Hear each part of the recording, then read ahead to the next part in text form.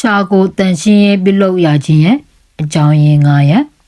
်ရှာတန်ရှင်းရေးလုပ်ခြင်းဟာအညစ်အကြေးတွေဘက်တီးရီးယားတွေနဲ့အဆေးသေးတွေကိုဖယ်ရှားရမှာကူညီပေးနိုင်ပြီးကျွန်တော်တို့ရဲ့အရသာအာရုံကိုပုံမကောင်းမွန်စေခြင်းအပါအဝင်အခြားကြိုးကျေးဇူးများစွာလည်းရှိပါတယ်ရှာကိုတန့်စင်အောင်ထားခြင်းဟာကျွန်တော်တို့ရှာရဲ့မျက်နှာပြင်မှာအနက်သက်ဆိုးဖြစ်စေတဲ့ဘက်တီးရီးယားပိုးမွှားတွေကိုဖယ်ရှားရန်အမြန်ဆုံးနည်းလမ်းလေးဖြစ်ပါတယ်ကျွန်တော်တို့သွားတိုက်တဲ့အခါမှာရှာကိုသွားလိုက်တန်နဲ့တန့်စင်ခြင်းထက်ရှာချက်တန်တစ်ချောင်းနဲ့ရှာကိုတန့်စင်အောင်ထားခြင်းဟာပိုပြီးတော့ထိရောက်စေမှာဖြစ်ပါတယ်အဲ့ဒီအတွက်ကြောင့်မို့ရှာကိုတန်ရှင်းလုပ်ဖို့အတွက်ကျွန်တော်တို့ရှာချက်တန်တစ်ချောင်းတော့ထားရှိဖို့လိုအပ်ပါမယ်ကျွန်တော်တို့ရဲ့ရှာကိုတန့်စင်အောင်ထားခြင်းကဘလို့ကြိုးကျေးဇူးတွေရမလဲ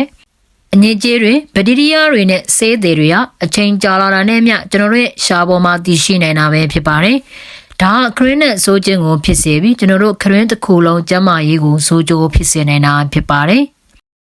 ်အကျိုးကျေးဇူးနံပါတ်1ကျွန်တော်တို့ရဲ့အရသာခံစားမှုကိုမြင့်တင်ပေးနိုင်တာပဲဖြစ်ပါတယ်ရှာချစ်တန်ကိုတစ်နေ့နှစ်ကြိမ်အသုံးပြုခြင်းဟာကျွန်တော်တို့ရဲ့အရသာအာရုံကိုတိုးတက်စေတယ်လို့ဆိုထားတာဖြစ်ပါတယ်ကျွန်တော်တို့ရဲ့ရှာခါတဲ့အရသာချိုတဲ့အရသာငန်တဲ့အရသာနဲ့ချင်တဲ့အရသာခံစားမှုတွေကိုပုံမကောင်းမွန်စွာပိုင်းခြားနိုင်မှာလည်းဖြစ်ပါတယ်အကျိုးကျေးဇူးနံပါတ်2ကျွန်တော်တို့ရှာရဲ့အသွင်ပြားပုံမကြည့်ကောင်းလာစေမှာဖြစ်ပါတယ်ပိုရှန်နေတဲ့အညစ်အကြေးတွေစုပုံလာခြင်းဟာကျွန်တော်တို့ရဲ့ရှာကိုအဖြူရောင်အကွက်တွေဖုံးလွှမ်းသွားစေတာပဲဖြစ်ပါတယ်။နေ့စဉ်ရှာချစ်ခြင်းဟာရှာရဲ့အပေါ်ယံပိုင်းကိုဖိရှားပေးပြီးဘက်တီးရီးယားများမပေါက်ပွားရန်ကူညီပေးနိုင်တာလည်းဖြစ်ပါတယ်။အကျိုးကျေးဇူးနံပါတ်3ဘက်တီးရီးယားတွေကိုဖိရှားပေးနိုင်မှာဖြစ်ပါတယ်။ရှာချစ်ခြင်းကိုတစ်နေ့လျင်2ကြိမ်9ရက်ကြာအသုံးပြုခြင်းဖြင့်ခရင်းရှိမူတန်စထရတိုကိုဆိုင်းနဲ့ Lactobacillus ဘက်တီးရီးယားများဖြစ်ပွားမှုကိုလျှော့ချစေကြောင်းသိရှိရပါတယ်။အဲ့ဒီဘက်တီးရီးယားမျိုးစားတွေဟာခရင်းနဲ့ဆိုးခြင်းနဲ့သွားများကိုလည်းယိုယွင်းပျက်စီးစေတာပဲဖြစ်ပါတယ်။အကျိုးကျေးဇူးနံပါတ်3ခရင်းအားလုံးကျန်းမာရေးကိုတိုးတက်ကောင်းမွန်စေမှာပဲဖြစ်ပါတယ်။ဘက်တီးရီးယားတွေကိုဖယ်ရှားခြင်းဟာသဖုံးရောဂါခရင်းကိုထိခိုက်စေတဲ့အခြားအခြေအနေတွေကိုကာကွယ်ရန်အဓိကတော့ချက်တစ်ခုလည်းဖြစ်ပါတယ်။ရှာကိုတန့်စင်အောင်ထားပြီးရှာကိုချစ်ထုတ်ခြင်းခရင်းမဘက်တီးရီးယားတွေကိုရှင်းရှင်းလင်းလင်းဖြစ်စေနိုင်ပြီးကျွန်တော်တို့ရှာရဲ့အသွင်ပြင်းနဲ့အာရုံခံစားမှုအလုံးကိုလည်းပုံမကောင်းမွန်စေမှာပဲဖြစ်ပါတယ်အကျိုးကျေးဇူးနံပါတ်5ခရင်းနဲ့ဆိုးခြင်းကိုရှော့ချပေးမှာဖြစ်ပါတယ်ရှာတန့်စင်ခြင်းကိုကျွန်တော်တို့သွားတိုက်နေစဉ်မှာ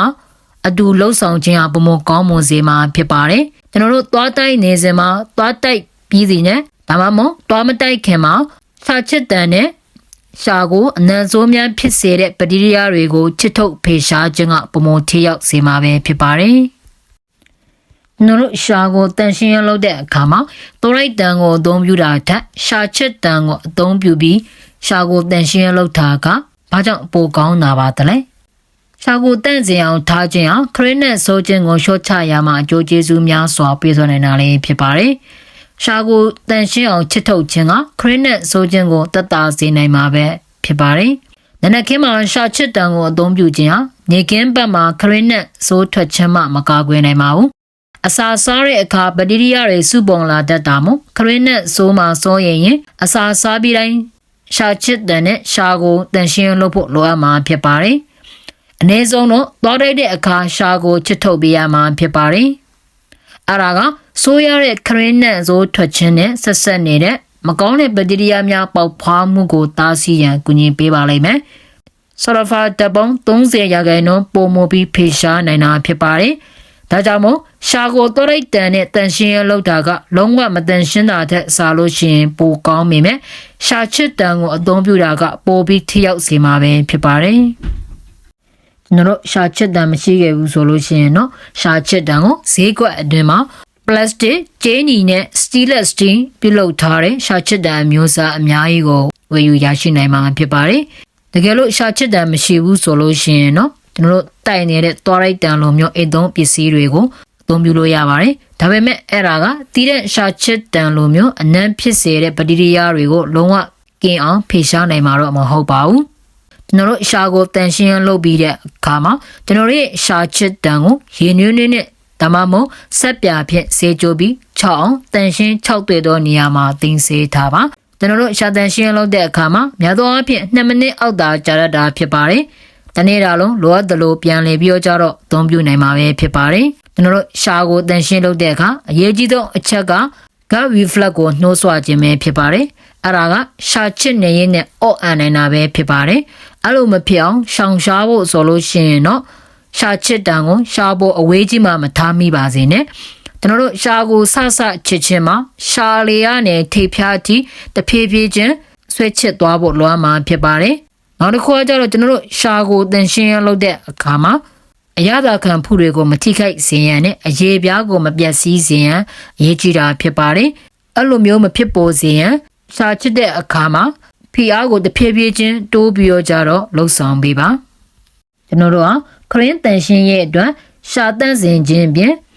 ခရင်းကျမ်းမာရေးကိုမြင့်တင်ရန်တခြားနည်းလမ်းတွေကိုလည်းလှုပ်ဆောင်တင်တာဖြစ်ပါတယ်။ရှာကိုတန့်စင်ခြင်းဟာအကျိုးရှိနိုင်ပေမဲ့ခရင်းတန်ရှင်းရဲ့အားလုံးကိုပြည့်စုံစေရန်တော့စွမ်းဆောင်မပေးနိုင်ပါဘူး။တကယ်လို့ကျွန်တော်တို့ရဲ့ခရင်းကျမ်းမာရေးကိုထိန်းသိမ်းရန်ပုံမကောင်းမွန်လာစေရန်အတွက်ဒီချက်တွေကိုလှုပ်ဆောင်မှုလိုအပ်မှာဖြစ်ပါတယ်။နံပါတ်1